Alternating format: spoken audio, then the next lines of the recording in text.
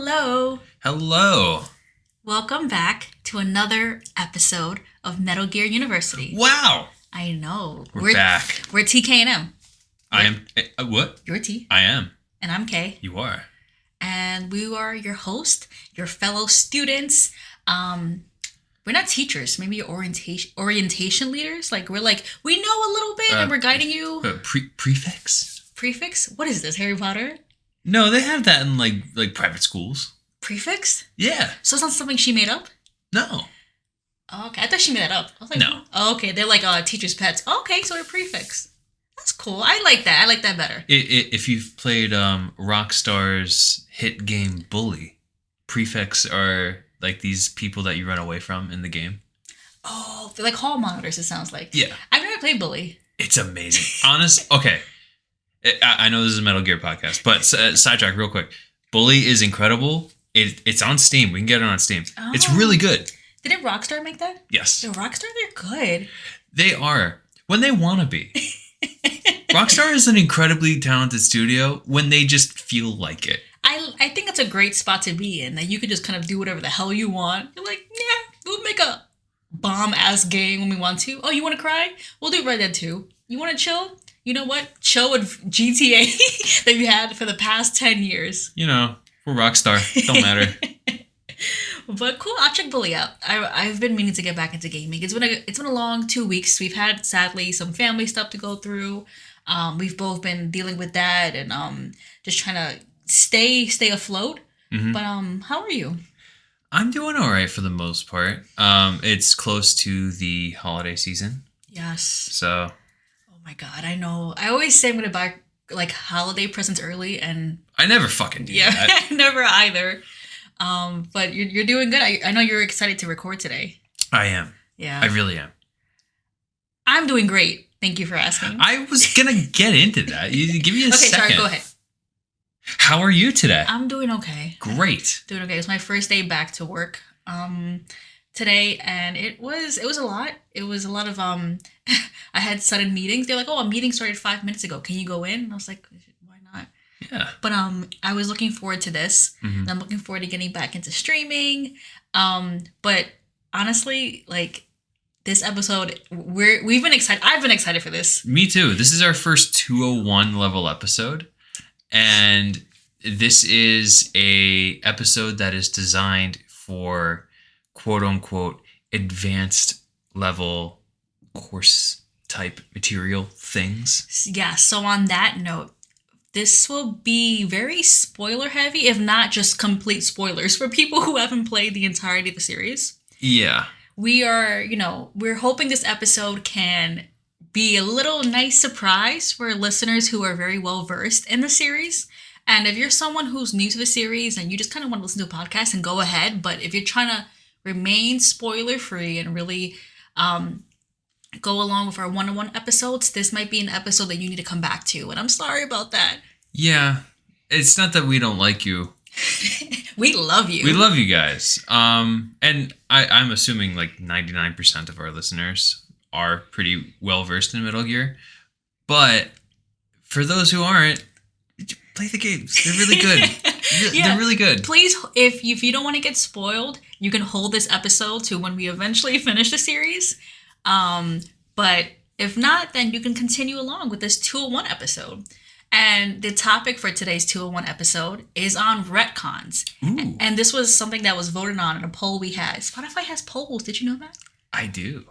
Oh, now, because we put one up. I didn't know that they actually have polls. Polls and questions. It's kind of cool. I know that they had questions like, oh, tell us how our episode was. I know that, but I didn't know that they had polls. And then people answered it. That was cool. Okay.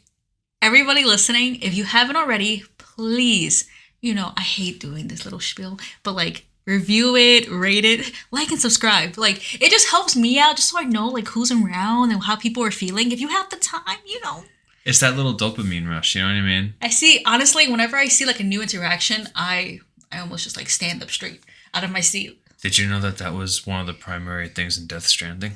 What? That Kojima's idea behind Death Stranding was that people would interact with things you left behind and give it a like, and then you would see that, and then you get a little dopamine rush. Ooh, that letter. I left behind was used by somebody and they liked it. That makes sense. I like that. And the whole game is based around that. This is a Metal Gear podcast, I promise. Metal Gear podcast. Okay, back to it. So, but T, it's nice to hear from you. I'm glad you're doing well, getting ready for the holiday season. Again, everybody, thank you for waiting 2 weeks for these episodes. Again, like, we would love to do weekly. We have a lot of commitments, but we're going to continue doing these bi-weekly episodes for the foreseeable future. And just happy that you're listening and returning. So thank you. Yeah, we're happy to have you here. With that, yes, we do have a pop quiz. We do. I wrote them down. Wait. Oh yeah, go ahead. He's reaching for it. I wrote them. You should leave the chair squeaks in. We are just the common everyday man. Our chairs need to be replaced. Our desk needs to be replaced. We're just common folk. Okay. Now our chairs do have squeaks.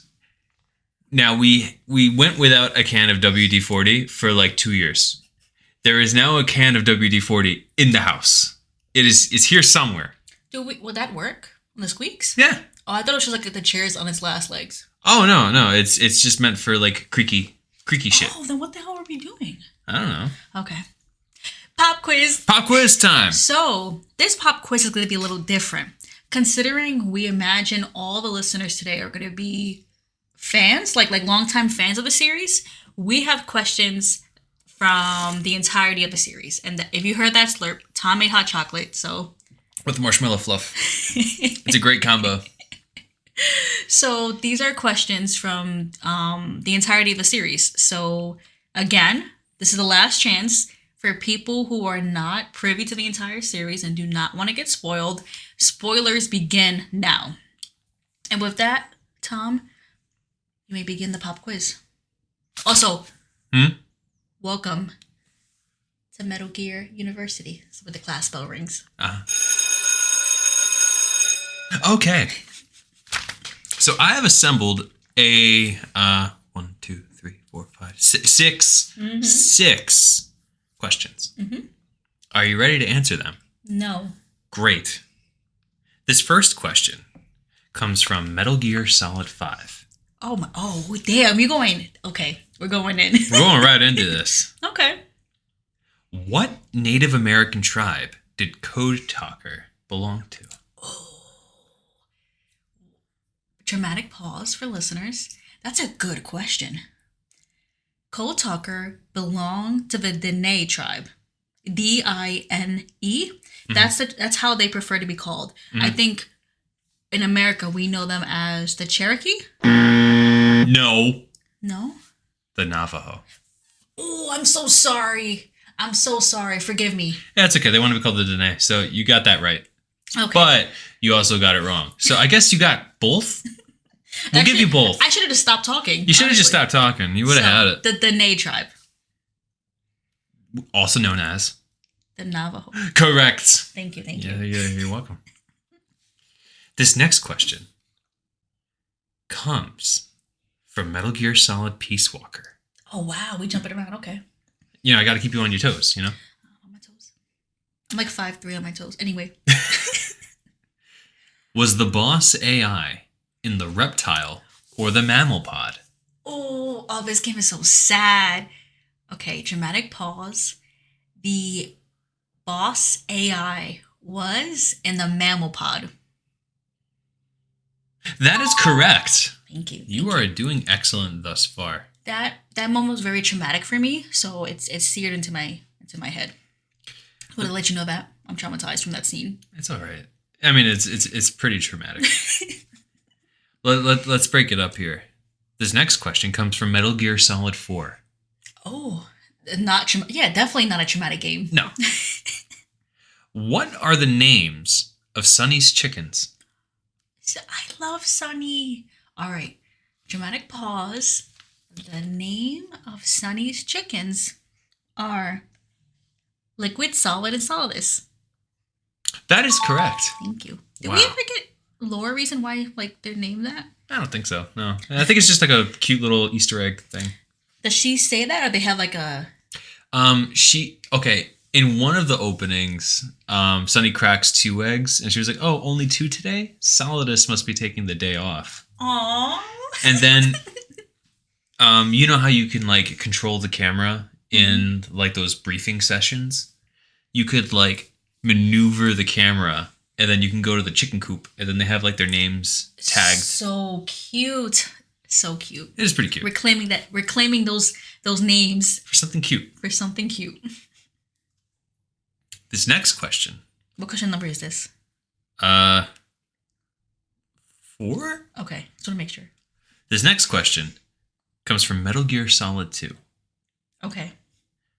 What does S3 stand for? The S3 plan? Yes. Oh my god. I know what it doesn't stand for.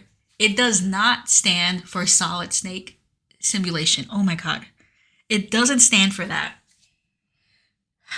S3 plan stands for... I should just make a guess. For... I believe in you.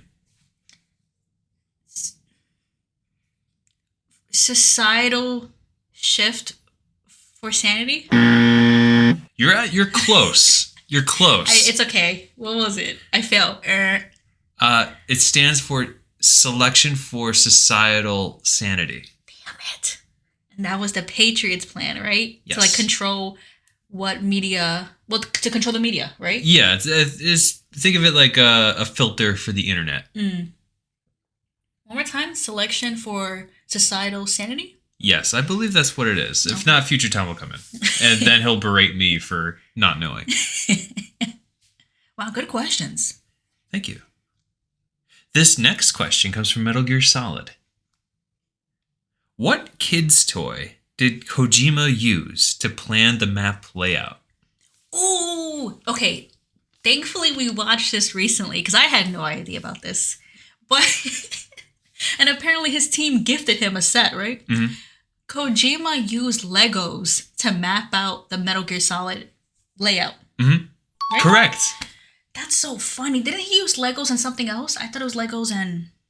I mean, he has a couple of Lego sets. If you follow him on Twitter, I think he just like built like having like geeky shit, you know.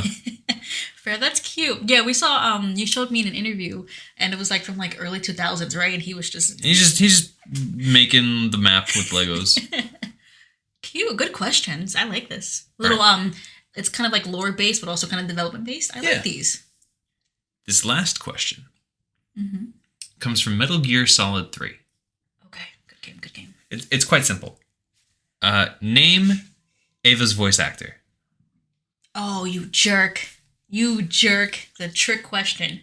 Is it? I thought it was Eva. Whatever. Eva. Eva's voice actor is unknown. That is correct. Although there are a couple of theories, and the most popular one, I forget her name, so I'm sorry, but people think that Eva's voice actor is the same actor that played Ariel. Yes, in The Little Mermaid.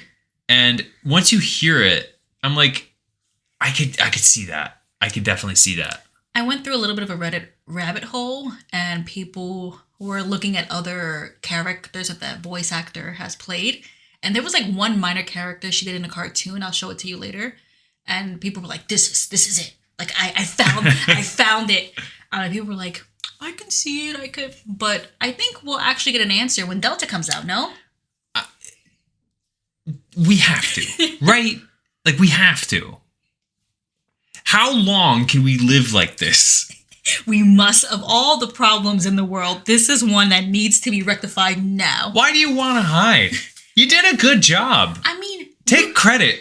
You told me that people didn't tie their names to these games because it was seen as like not important, right? Like, why was like what was the sentiment back then? I mean, back then, but like back then, we're talking like the 90s. By the time Metal Gear Solid 3 came out, games were seen as like pretty credible, and not a lot of voice actors did this tactic of like using a stage name. It makes you wonder why. I don't know. I'm genuinely like baffled. To this day, I don't know. I remember we were watching David Hayter do an interview for Metal Gear Solid Con. Yeah, we were there. And we'll hopefully be there next year. That's our plan.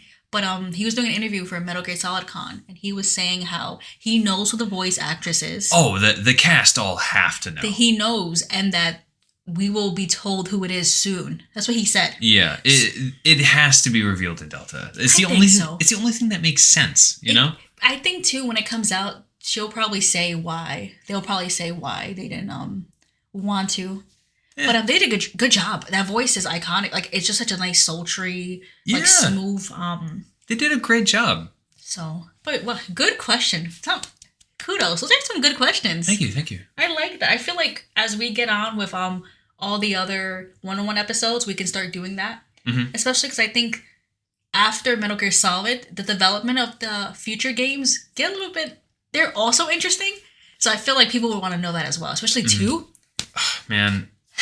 I am looking forward to, but at the same time, I am also dreading doing 2. Because 2, it's so dense. It is so fucking dense.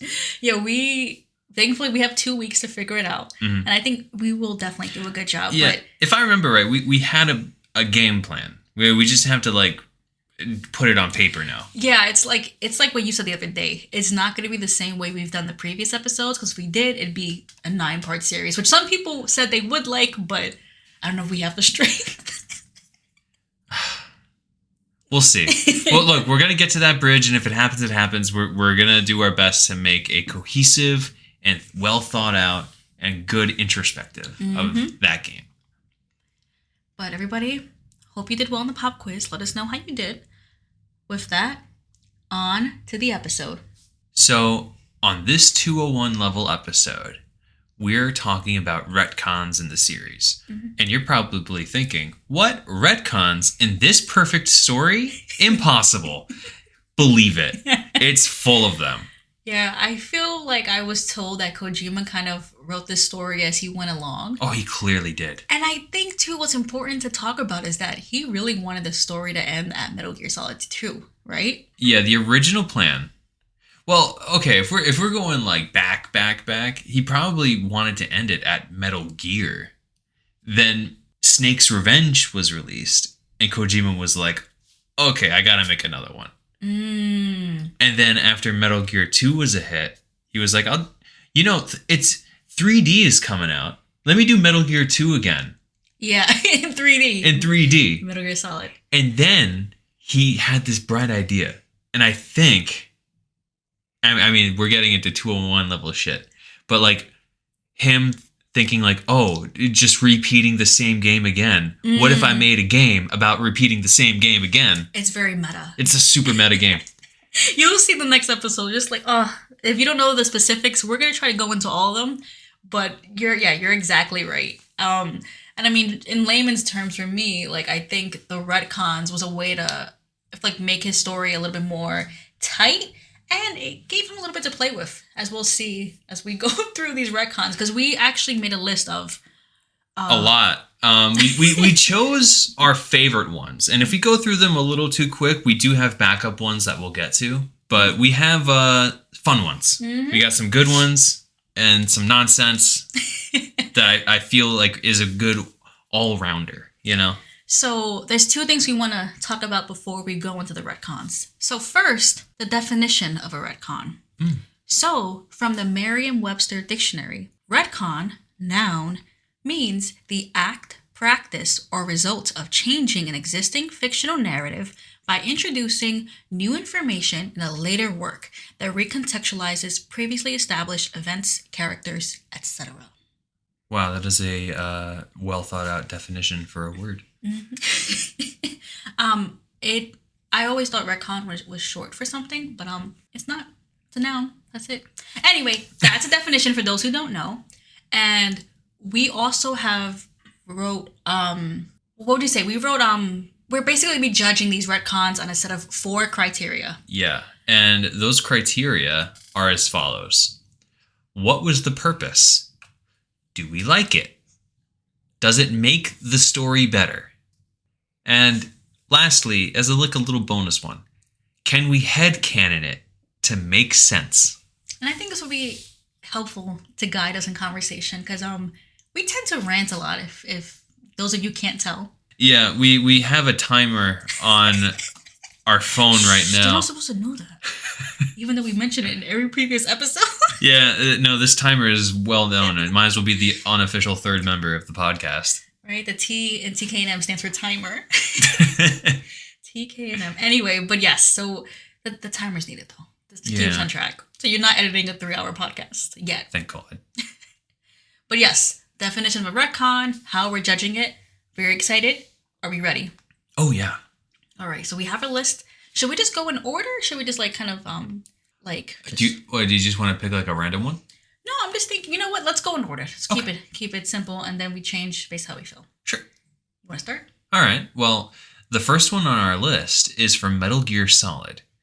And it's a retcon that states that Big Boss is Snake's father. Originally, in Metal Gear and Metal Gear 2, we just know that Big Boss is the commander, and Snake kills him, and that's about it. He's just a big baddie. He might as well be like Dr. Robotnik or something. Yeah, a traitor, a baddie, whatever. You come into Metal Gear Solid, and Solid Snake reveals that during their fight back in Metal Gear, or Metal Gear 2... Metal Gear 2, I believe. Sorry. So Solid Snake reveals back in Metal Gear 2 that Big Boss told him, "I'm your father." Which is kind of sad that I feel like it's a moment you want to see. Yeah. You know? Like, it's a moment that I feel that we were, like, robbed of. Because that is such, like, like, imagine Return of the Jedi comes out, right? We're back in the 80s, right? And Return of the Jedi came out. And then all of a sudden, you just find out from an offhand comment that, oh, what? Darth Vader's Luke's dad? What? I would love to see that moment. Yeah, right? So, Tom, I ask you, what was the purpose, you think, of this reveal? I feel like the purpose of that reveal was to establish Snake's, like, genetic history with Liquid and then tying him to Big Boss. Like before this game, Snake was like an unknown. He was like a blank slate. So I feel like it contextualizes him to have more of like a flushed out background. I see. Oh, so do you think it's more for his background as a character or just more as a plot device for the story? I think it can work as both. Like, because like the whole theme of the game is about genes. So like, I mean, Big Boss was a very bad guy, but Snake is a really good guy. So can you be a really good person if your genetic history is bad? True. You know, it fits in with that theme, and it also acts as a way to contextualize his like family, you know? That's a good point.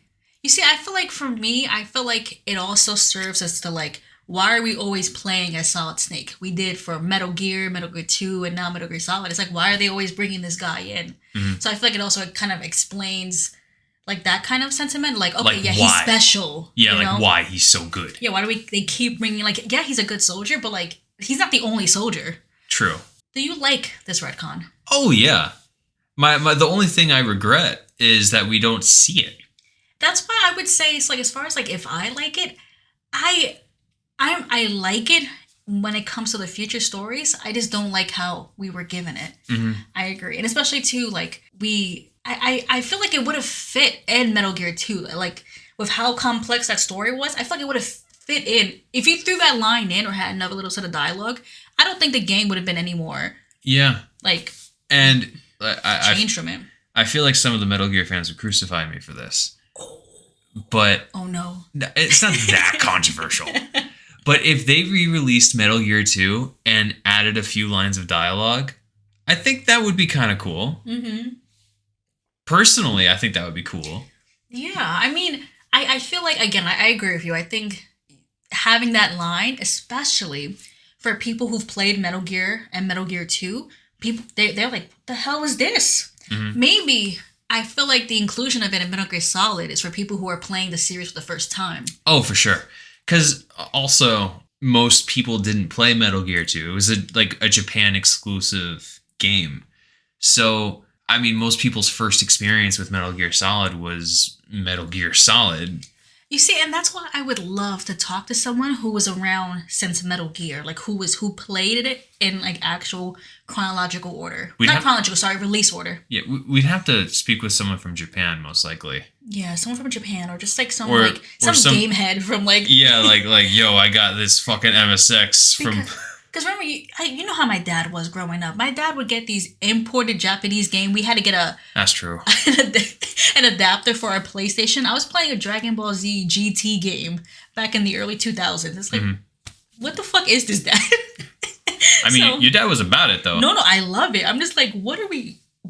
Like it was crazy. But I would love to talk to someone just to kind of see their point of view of that moment. Did they like it? Did they not? You know. But on to our next question. Does it make the story better? I think so. Oh, 100%. 100%. I think it really adds depth to every character. Yes. And I think it really also fleshes out Liquid.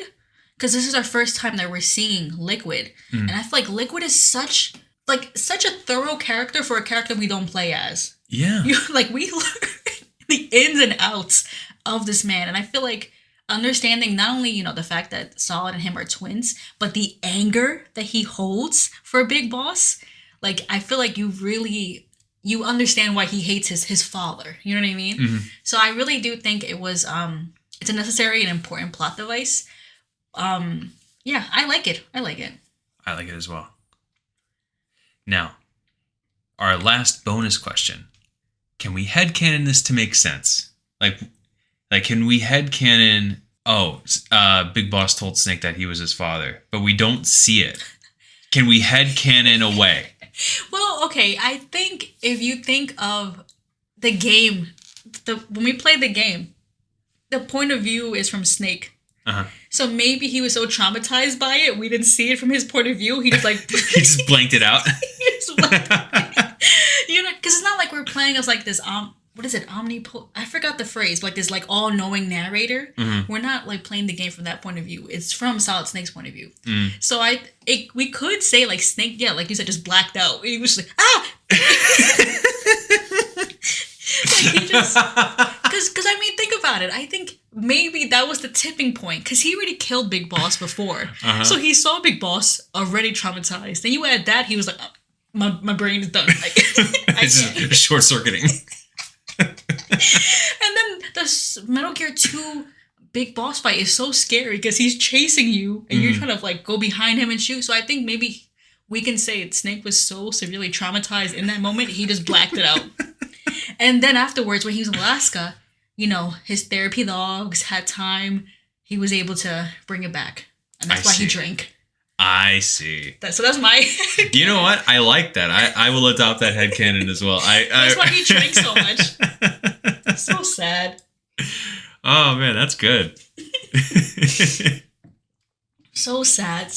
I mean, I'm glad he had his therapy dogs. They were, that's what I consider them. But that's the only way it makes sense to me because, again, like the narrator, it was him. It was his point of view. Mm-hmm. So... that's the only way it makes sense to me. Do you think there's any other way it could work? No. Right? Like no. Honestly, like, even if I could think of something right now, I am such a fan of that theory that you brought up. Sometimes, like, just I think. The image of him just, like, running around in that little warehouse screaming, like, please, no! You can't be my dad! Literally running from the truth. You know what I mean? And then, too, I mean, at that point, he's like, I'm the only person who knows this. That person, like, Big Boss is dead now, so he just carries that secret with him, and he just, ran away, literally and physically. Mm-hmm. Literally and emotionally, but that's the only way, to me. I like that. I wish, like you said, it'd be cool if they can kind of force it in like, a remake or something, but again, that's sacrilegious, and...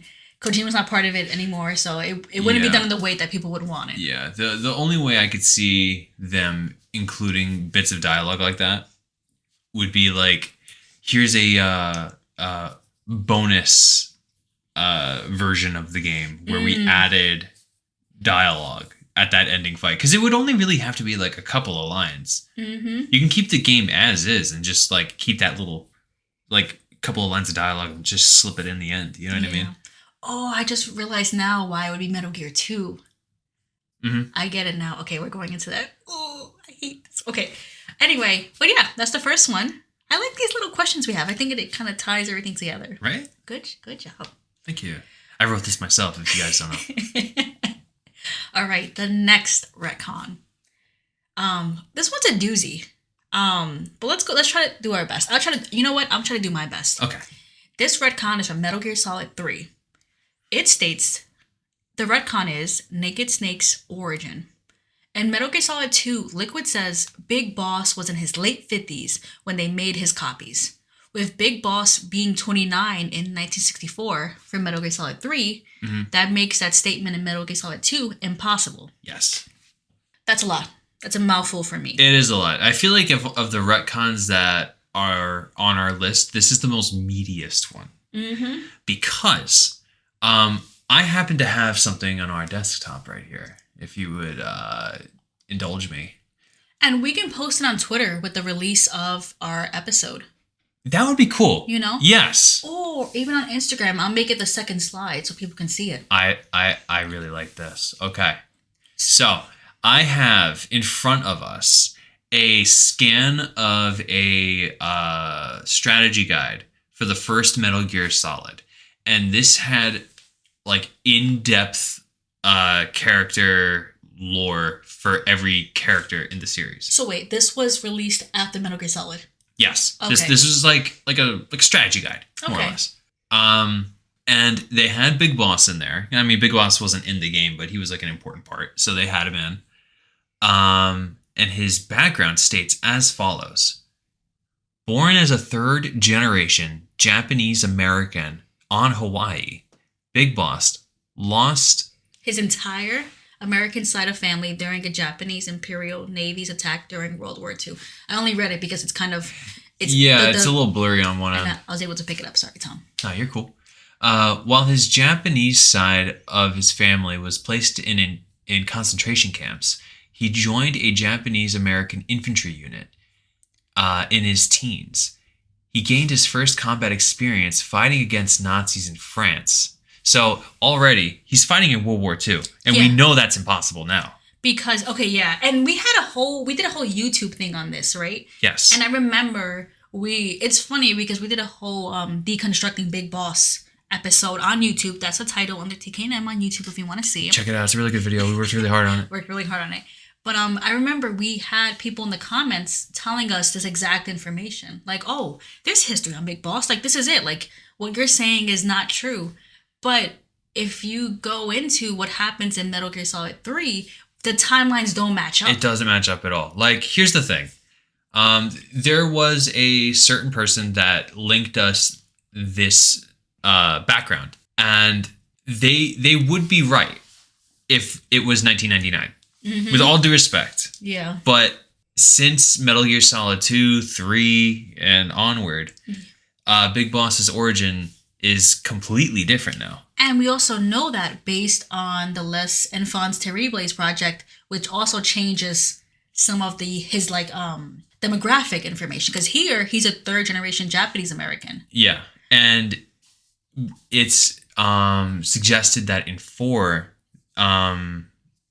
We're getting really in the weeds with this genetic information. Yeah. Okay, so the main thing is that Metal Gear Solid 3 completely retcons Big Boss's background.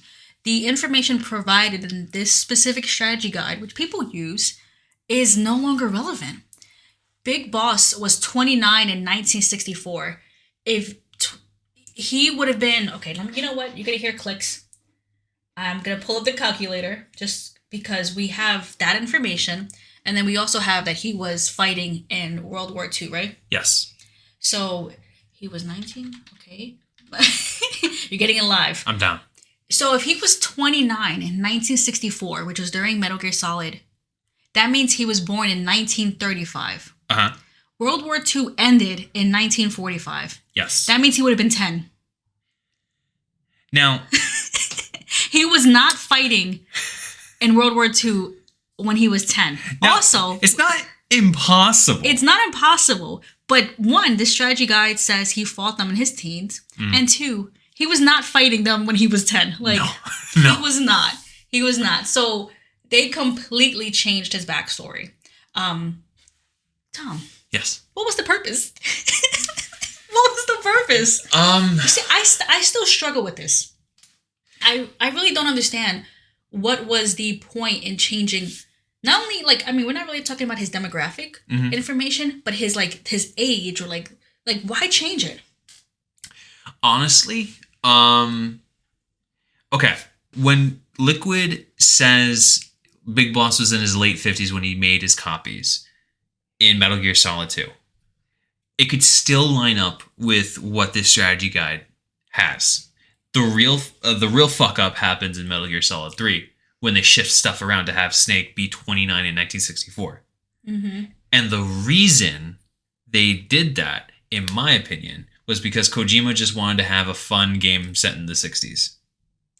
Oh, you think the time period with like the James Bond esque kind of like espionage, Oh, yeah. Cold War esque, like you think he wanted to fit it into this time frame? There were multiple interviews at that time that said, Kojima stated that the Cold War time period was like a spy's paradise. It was like, like if there was a time to be a spy, this was the time, you know? I And see. to have a video game set in that time period was like, of course we have to have a Metal Gear game in this time period. That would be amazing. So they probably were sitting around a table and be like, okay, who could we have? Well, Big Boss, but he would be a little too. Because if they would have kept the same age, Mhm. that means he would have been in 1964. He would be almost like he was born in, let's say we said 1935, so he would have been almost like I'm confused. I'm confused now. Let's add another 10 years to. So he would have been close to 40, He would have been close to 40. which is not even bad. It's not bad, but maybe they wanted to have like that rookie element. Not only rookie, but he was looking up to the boss. Yeah. So you can't have him too old because then it's like, how's he gonna look up to her who's even older, and then she's older in. Yeah, that's also Okay. true. And then what? She would be like a veteran from like World War One, which I guess could work. But not even that. If he was 40, then that means she would have been 60 years old fighting, which could have worked. It could have, but you know the demographics of like the young student and the older teacher Yes. can only bring you so far, and then when they both look older, it doesn't hit as hard. I agree. No. So, I mean, on that note, do you like this retcon? Honestly, I'm indifferent on it. Mm. I understand why they changed his age, but you know, it's a retcon that I feel served its purpose to give us a really great game. But you know, overall, I can give or take. I feel like it's the one that's least explained. Like, I feel like a lot of the other retcons is really like you can tell Kojima and his team really try to work work it out and make it fit, and this one's kind of just like the whatever. Yeah. You know, like, especially too, and I wonder if this is like official like Konami or whatever released kind of strategy guide that we're Oh, looking at. I'm sure. Yeah. But like it's kind of like you have that released and this game comes out and you're like, yeah, who cares? We changed everything. Oh well. Don't look at that. You know? Our next question, does it make the story better? Yeah. It does. Because I'm thinking about what you just said and like having the young student, Naked Snake, and then having the boss. Not only the age difference, but the visible age difference. It hammers home that relationship. And if they were both a little older looking.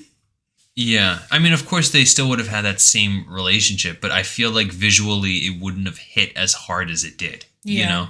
No, and it gives Naked Snake more time to become Big Boss. That's true, too. He has more times to really just become that asshole that he becomes later on. Mm-hmm. You know, if he was already in his 40s, he'd only have 20 years to be evil.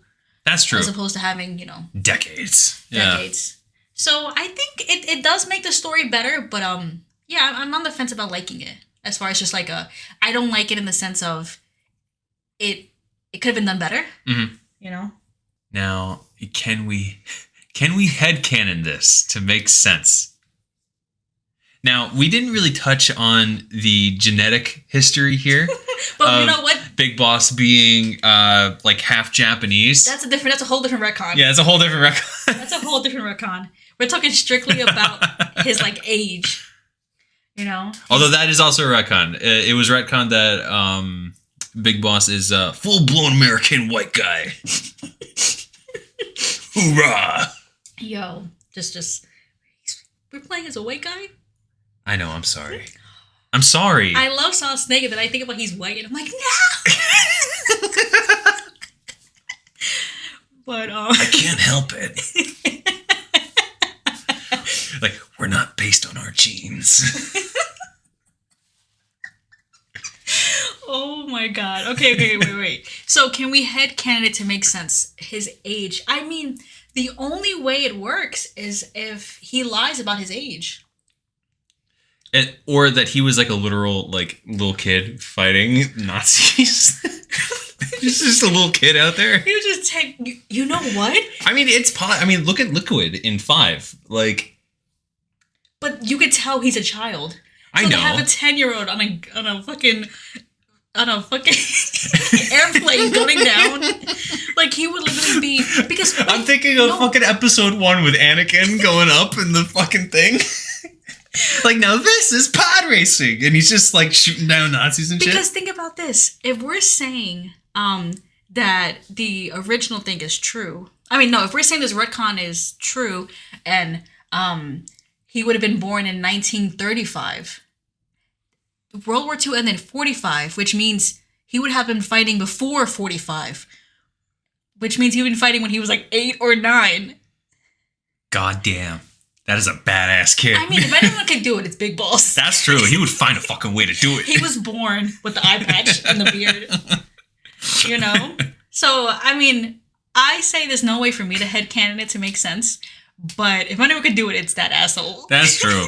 That man is so angry, he would have made it work. If I was to ever approach a child to fight in World War II, it would be the Big Boss as a child. I know that he'd find a fucking way to do it. Why is he so angry? Oh my god. Okay, moving on. That's you see, and it's so funny because again, we picked the ones that we liked the most or we thought would be fun to discuss, and it didn't even touch on the genetic side. That's a whole other can of worms. Yeah. I mean, maybe we get part 2. If you guys want a part 2 episode of retcons, let us know. If there's any retcons that you would like us to discuss, let us know as well. Because again, we only have a small list, but let us know. Mm-hmm. Let's move on. Okay, this next one comes from Metal Gear Solid 4. And I know what everyone is thinking. It's not that one yet. This retcon is Vamp being retconned to not be supernatural. Oh my god. Now, in Metal Gear Solid 2, right? Mm-hmm. Now, I'm what they call an old head. Yo, he's an old head. Go ahead. Now, I remember being on the forums back in the day. The game FAQ form? Yes. Wow, with the art, with the different like oh hell yeah / Oh, I was in there. I never commented, but I was in there. Mm-hmm. A big theory back in the day was that Vamp had supernatural powers, and he was able to resurrect from the dead by coming in contact with water. And I know what you and some of the listeners might be thinking. T, how is that possible? Hear me out. The very first time that Vamp died in Metal Gear Solid 2, right? It was in the Fortune boss fight. Raiden shot at Fortune, and Fortune veered the bullet away from her, and it hit Vamp dead in the forehead. Yes.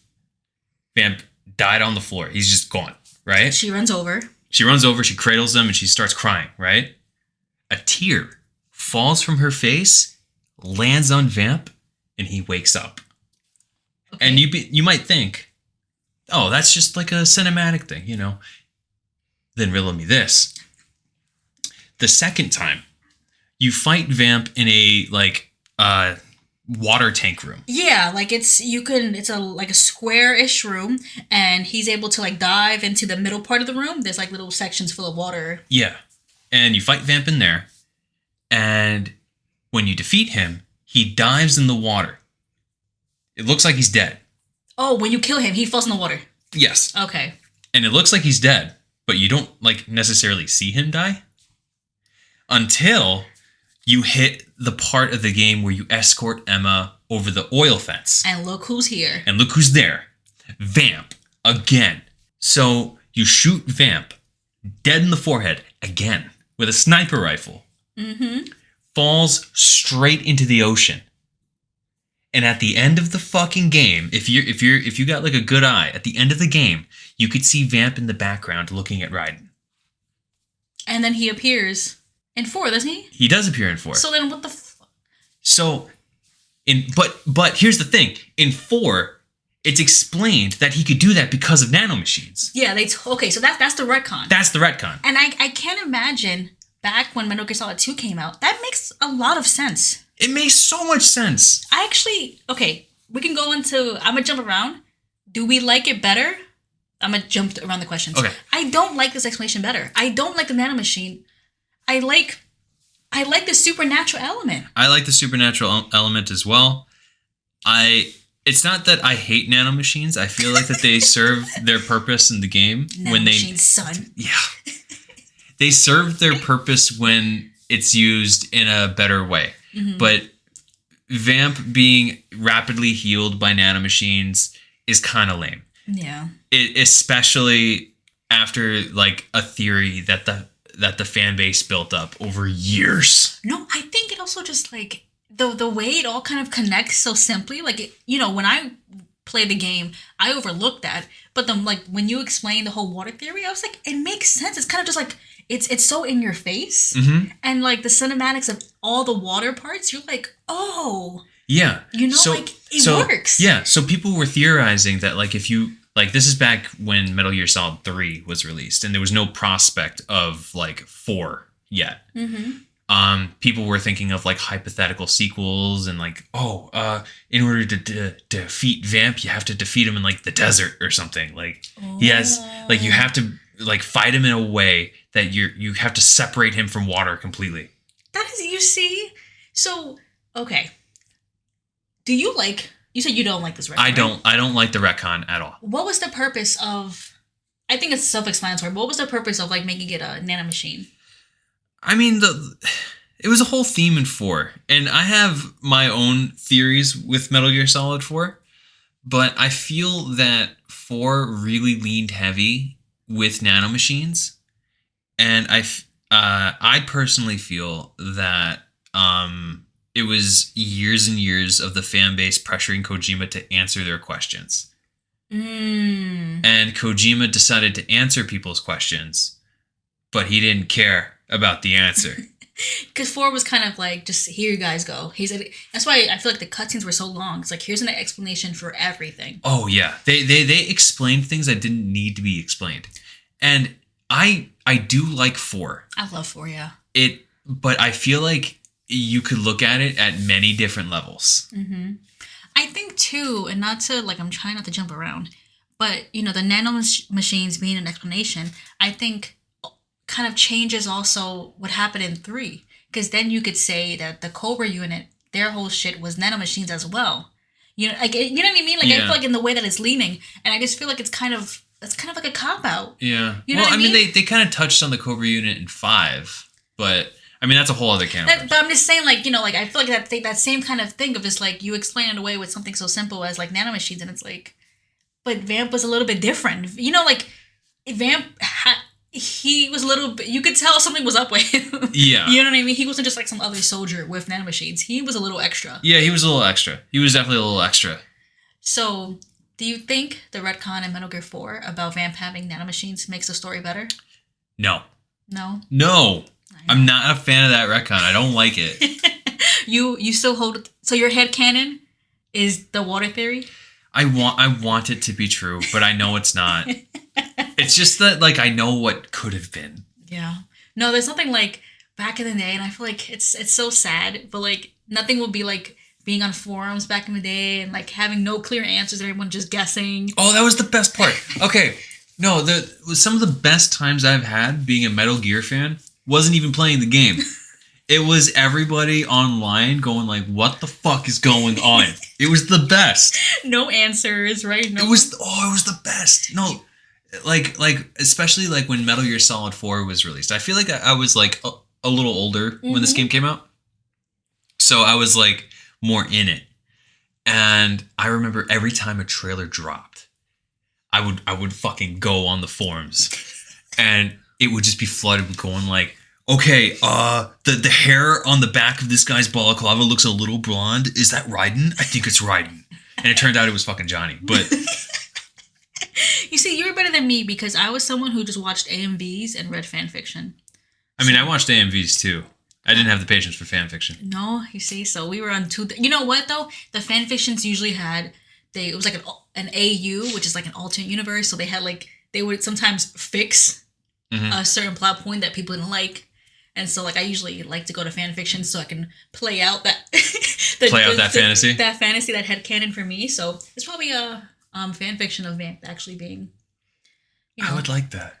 I should look that up. But yeah. So what was the purpose? To explain to fans. Do we like it? No. Does it make the story better? No. It's kind of like what you said, an unneeded explanation. Yeah.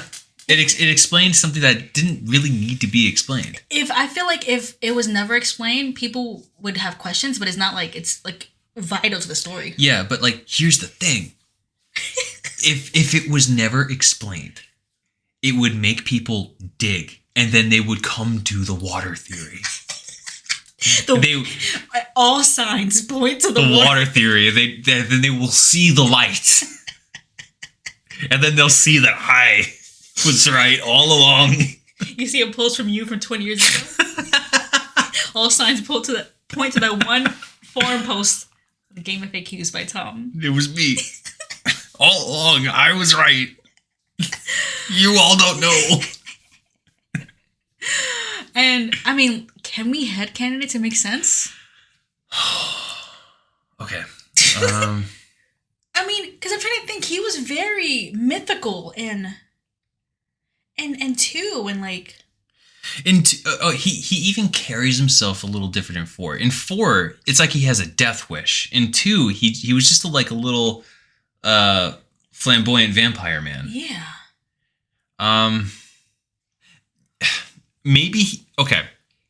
Maybe Naomi gave him the nanomachines between 2 and 4. And then Vamp no, that doesn't make sense. I don't know. Or maybe he got them after 2 and then... Now, Naomi said herself that she gave Vamp the nanomachine so that he couldn't die. And technically... Okay, hear me out. Okay. Technically, Vamp could die if he didn't get in contact with water, right? So maybe with the inclusion of the nanomachines in Vamp's body, he really couldn't die. So it was just an add-on to his already supernatural element. Yes. Is that your headcanon? I guess. I don't know. But okay. That makes sense. So yeah, she gave him the nanomachines so that he really, and he had a death wish and the nanomachines wouldn't let him. And then when you finally defeat Vamp in 4, right? You defeat him in an underground, bone-ass dry freezer with no contact with any water at all. So when you deactivate the nanomachines in his body and he could finally die, there's no water anywhere near. Snake doesn't cry into his face? No. Okay. You know how Snake likes to give everybody like a last little, what's it called, monologue when they die? Not this weirdo. That blood-sucking freak.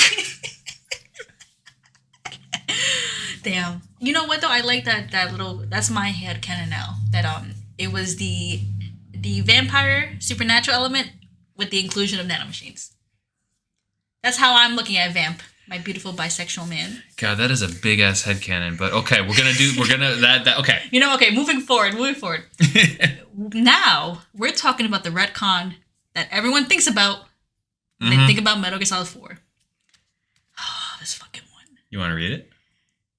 This retcon involves the Liquid Ocelot arm situation. This fucking thing.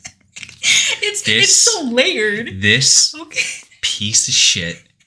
This fucking... Oh, I'm sorry I'm cursing so much. If there was one thing, if I could just get a time machine and just go into Konami HQ, barge through the door and be like, stop! Enough. In tears. Do not do that. You don't know what you've done. So, of course, as we know, this whole situation is at in Metal Gear Solid, Gray Fox chops off Ocelot's arm. Mm-hmm. We come to find out that for some reason, Ocelot takes Liquid's arm as a replacement, right? Yeah. Why not? I guess. It's a trophy, I guess, And then he's able to move, he has two arms again. Yeah. But what comes up happening is that Liquid begins using Ocelot's body. Like, right, he's able to channel himself through Ocelot's body because the arm is connected to Ocelot. Yes. Of course. In 4, what we thought was like some ghost possession, maybe the sorrow type power that Liquid had. But wait, you're passing over 3. But the sorrow. Sorry. This is the best part. This is the coolest thing ever. Go ahead. Okay. Sorry. So you play 2 and you're like, how the fuck did Liquid Snake possess Ocelot? That doesn't make any sense. That's stupid. And then you play Metal Gear Solid 3. And then one of the bosses is a guy that can literally talk to the dead. That guy is Ocelot's father. And you find out in like a very coy, optional codec call. And it makes fucking sense. That Ocelot would have that kind of power from his dad. It makes sense. But psych, because what actually is that in Metal Gear Solid 4, Ocelot was pretending the whole time. He just was really good at deep faking himself. He was doing the accent. He was doing the whole charade. The whole production to trick the Patriot AI to believe that Liquid was actually back. I hate that so much. Okay. What was the purpose of this? Okay, the purpose of this was because they wanted to have the Patriot AI repeat the same thing over and over in 4. So they wanted to have Ocelot trick it by pretending that he's Liquid. And I guess you can't pretend to be Liquid if you're actually Liquid. But just make up a different plot. Just make up a different thing. Honestly, I feel like this lessens that whole part of the game. That part, because it ties into the Vamp's whole supernatural. It's so cool. Like, I feel like Metal Gear Solid 2 was this whole... just like Raiden, we were confused. Mm-hmm. Nothing was making sense. Even at the end, you were like, what is... like? Oh, yeah. You had more questions than you had answers. So I feel like having that whole arm situation, especially understanding what happens in Metal Gear Solid 3, you're like, I can see where this is going. I can see the whole, supernatural element. That makes sense. And then 4 is like, no, he's just playing. He's just a silly little guy. And, I mean, he really is a silly little guy in 4. Okay, to be fair, and I will admit to this, the character of Liquid Ocelot in 4 is so hammy. I love it so much. He's like he knows he's in game. Oh, he's so fun. He's legitimately a fun villain. But god damn it, do I hate the plot of it. You know what I mean? So what do you think, again, you said that the purpose of it was to trick the Patriot AI. Does it make the story better? I mean, it makes the story make sense. It does. Okay. For the plot that Metal Gear Solid 4 was telling, mm-hmm. It does make sense. Yeah. I just don't like the things they erased to get there. Mm-hmm. So I guess you could say that it makes it better, but it's like, what did we lose along the way? Yeah. And again, kind of with this idea that 4 was really Kojima's effort to answer all the questions. It was again, you really didn't need to answer that one. Yeah. It was a major story element, but it could have been something else. They had Cam Clark come back and everything in 2. You know? Like you're telling me that like Ocelot was looking in the mirror and going like, all right, let's practice our liquid impression. Like, you know? I mean, and like he was acting it out until then. Oh yeah. He was like, "Wah!" Like, and then I guess in 4 he just kind of gave up. It was just his own voice. Yeah, right. Because he was. Oh my god. It really, like you said, like having the voice actor come back and like the whole cadence, like Ocelot. I mean, they didn't need Decoy Octopus then if they had Ocelot doing the performance of a lifetime. Right? Yeah. You know what the fuck, man? Decoy Octopus was like, motherfucker, that's wow, that is some method acting you're doing there. He's like, that's my job. Come on. You know? But I mean, and it makes sense too if you think of like Decoy Octopus's like whole MO of like the blood transfusions and all that stuff. Like you would imagine like with him taking Liquid's arm, it would have been like, you know, he would need blood to. Yeah, and then it would need to be fresh still. Yeah, and then with the Sorrow being his father, he would have that innate ability to channel some spiritual thing. And he also would not be able to control it because he didn't know what the hell was happening. Yeah. The Sorrow knew what he was doing. Ocelot, he just stumbled on this ability. So, of course, he would be possessed. It just makes sense. No, it makes sense. And again, I feel like, I mean, of course, we don't really like it. But, I mean, again, I think it just kind of leads to us thinking about Metal Gear Solid 4 and just really how Kojima was like, I'm done. Yeah. Enough. I know it sounds like I hate 4. You like 4 a lot. I do like 4. Is it my favorite Metal Gear Solid? No. But that's like saying pick your favorite ice cream. That's like, true. You know? But there are a lot of elements from Metal Gear Solid 4 that I adore. It's just that, you know, we're talking about retcons, and these 2 particular retcons from 4 bug the living hell out of me. I mean, and with that, I mean, can we headcanon it to make sense? I have a headcanon. Okay. I think that in 2, he was really possessed. And then he learned how to control it. At the 4, he was just like, he was playing along like he was still possessed to trick the AIs. That is actually a very popular headcanon theory that people bring up. And there's actually, like, evidence for this headcanon? Do tell. Okay. So, in 2, right? When Liquid Snake takes control over Ocelot, right? You done with your hot chocolate there? I'm listening. Okay. You can't see me. I literally have the cup. You're just gulping your hot chocolate. Yo, they didn't need to know that. Continue. All right. So when Liquid Snake possesses Ocelot, right? There's like that moment where like Ocelot kind of rips the sleeve off a little bit and it exposes the arm. It's right? a different color, right? Like it's like a different color, but it looks like a flesh and bone arm, right? And it's from like, it looks like it ends at around like the elbow, right?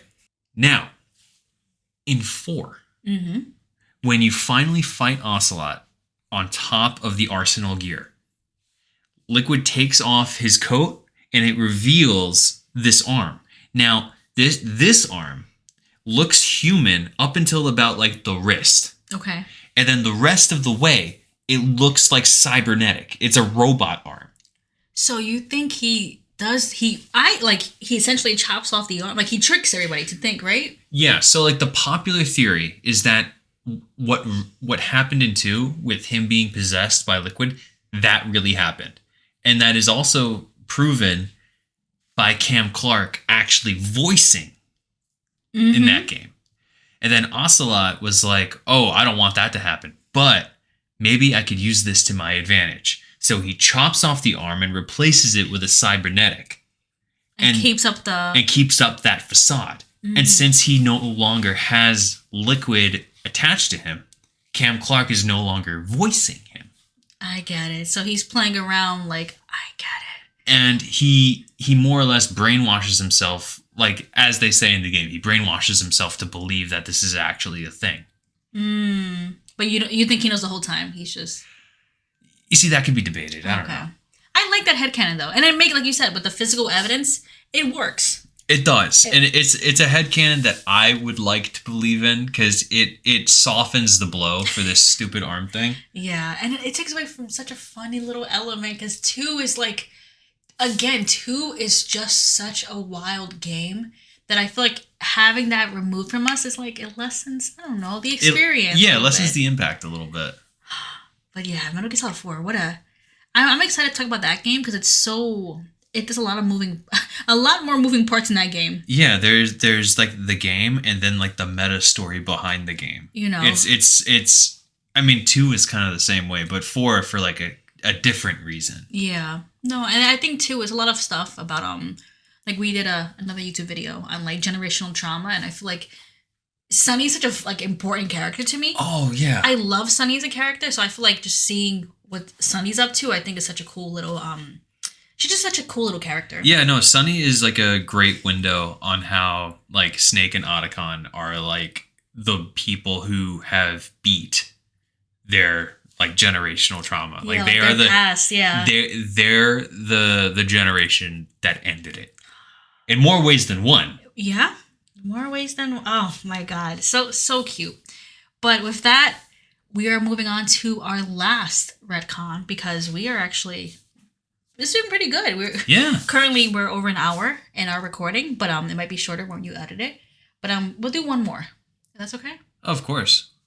So the last one is from one of my favorite games of the series. I love Metal Gear Solid 5. And it's interesting too because you were around for the whole fanfare with Metal Gear 5. Mm-hmm. I came in after, so I have a whole different view of the game. Anyway, that's just my little 2 cents. Mm-hmm. The retcon in Metal Gear Solid 5 is that Venom Snake is the reason why Big Boss exists in Metal Gear and Metal Gear 2. Venom Snake is Big Boss in Metal Gear. Yeah, that's the reason why you kill Big Boss twice. Mm-hmm. I mean, you can't die twice. And we see the bodies burning in both those games. Mm-hmm. Well, I mean, never mind with 4. Anyway, but that's why you fight him twice. That is the retcon.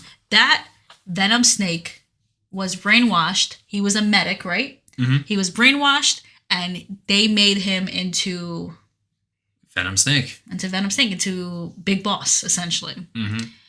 I gotta keep this short and sweet, but I hate Big Boss so much.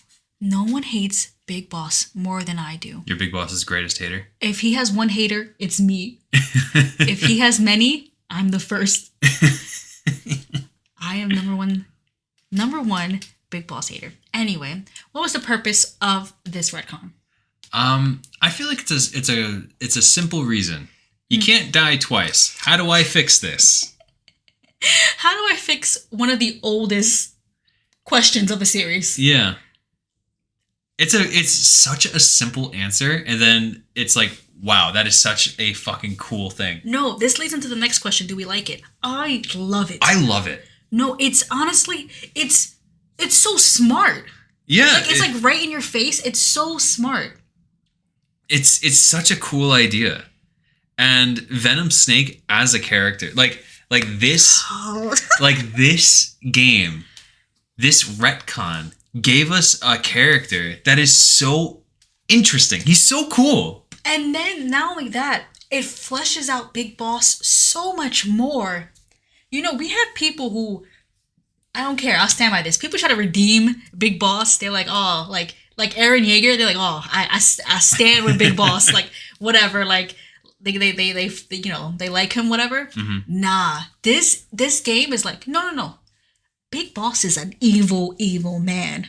Yeah. This man is the worst. And I think Venom Snake's existence, of course, I love him, but it expands on that idea. Like, this man, Big Boss is a war criminal for many reasons. Mm-hmm. This being one of the biggest. Yeah. And, like, to those who might be, like, thinking, well, is it really that bad? Well, think of it like this.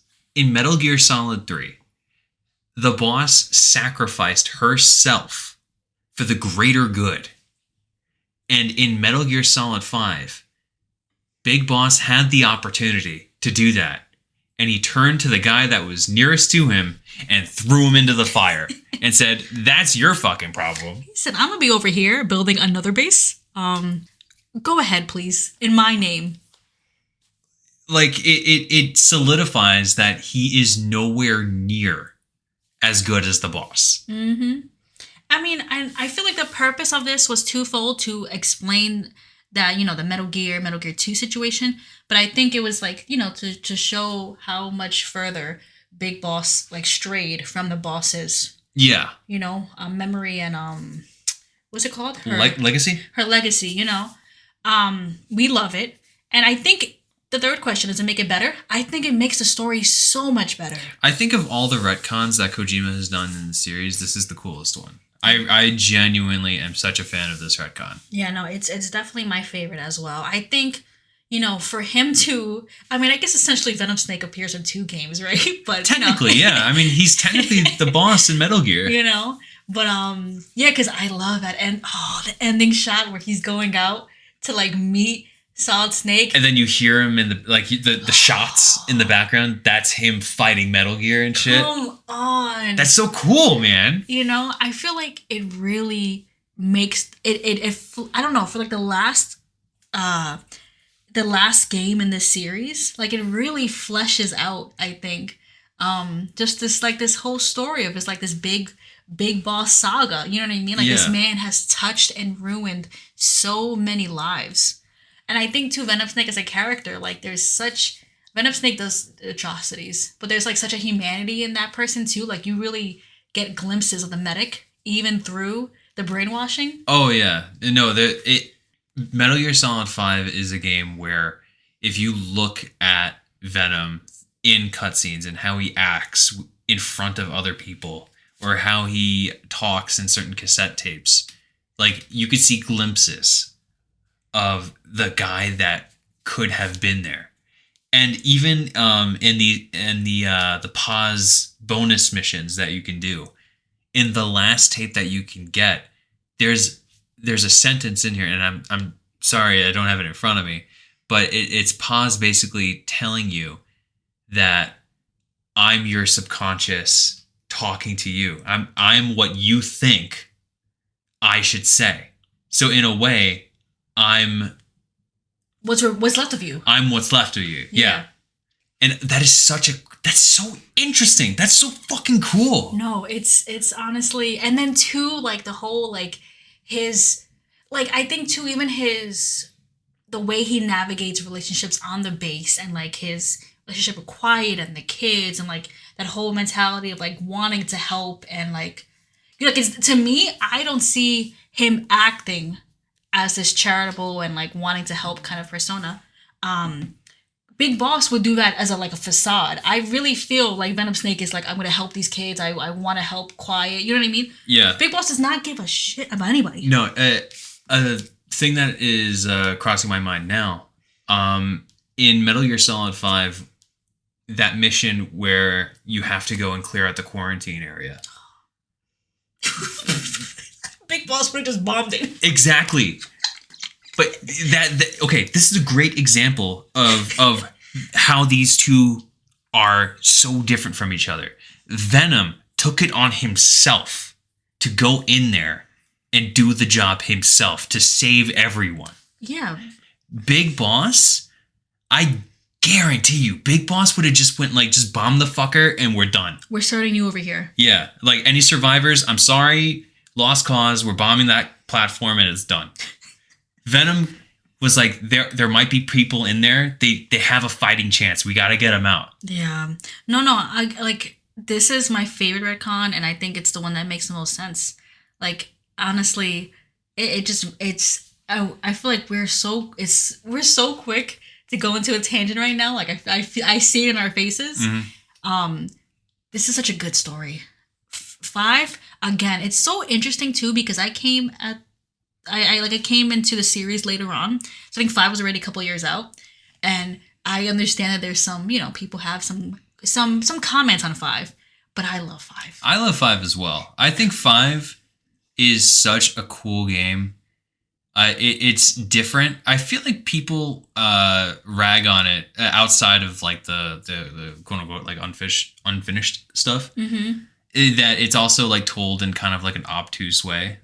with the cassette tapes, and because like it's not as linear in its storytelling. But it reminds me of like Peace Walker. Peace Walker was similar. Yeah, Peace Walker was fairly similar as well.